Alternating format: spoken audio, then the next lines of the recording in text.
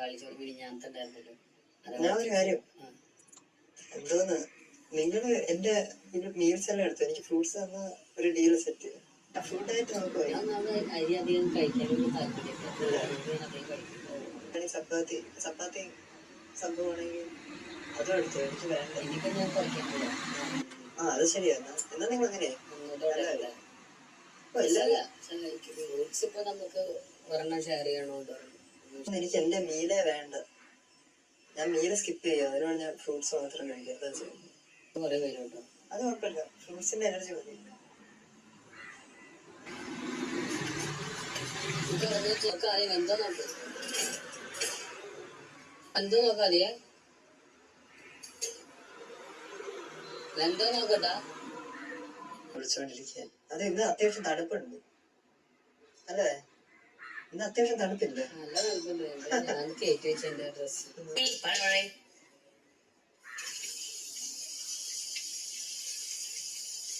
Concept കൊണ്ടാണ്. 20 പേരാണെങ്കിൽ ഒരു വീട്, 15 പേരാകുമ്പോ ഒരു വീട്, 10 പേരാകുമ്പോ വേറെ വീട്, 5 പേരാകുമ്പോ വേറെ വീട്, അങ്ങനെ ലാസ്റ്റ് വരെ വീട് 4 വീട് മാറിക്കൊണ്ടിരിക്കും. ചെറുതായിക്കൊണ്ടിരിക്കും വീട്. 1 BHK വീടായിരിക്കും, ചെറിയ വീട്. ആ വീടത്ത് ക്യാമറ സെറ്റ് ചെയ്ത് ഇരിക്കണം. ആൾക്കാർ കുറയുമ്പോൾ വീടിന്റെ സൈസ് ലാസ്റ്റ് ആകുമ്പോൾ ഒരു ബെഡ്റൂമിൽ 4 പേര്, ഒരു വണ്ടിക്ക്. അപ്പൊ ഇത് കൂടും, കാശ് ചെലവ് കൂടും. കുറച്ച് 20 പേര് 21 പേര് എന്ന് പറയുമ്പോ കുറച്ച് വലിയ വീട് വേണ്ട. എന്നിട്ടും ഈ വീട് ഭയങ്കര വലുതായിരുന്നു എനിക്ക് തോന്നി. നെക്സ്റ്റ് വീട് ഉണ്ടാക്കാം 15 പേർക്ക്, പിന്നെ 10 പേർക്ക് ഒരു വീട്, പിന്നെ 5 പേർക്ക് വീട്. അപ്പൊ വെള്ളമൊഴുകി ഇതാകുമ്പോ ചില ആൾക്കാർ അവിടെയാണ് കാണുന്നില്ല. പക്ഷെ അപ്പൊ ആദ്യം പണിയുന്ന വീടിന് കുറച്ച് കൂടുതൽ സ്പേസ് വേണ്ട. വീണ്ടും ആ വീട്ടിൽ ഒരു മസാല കൊടുക്കും.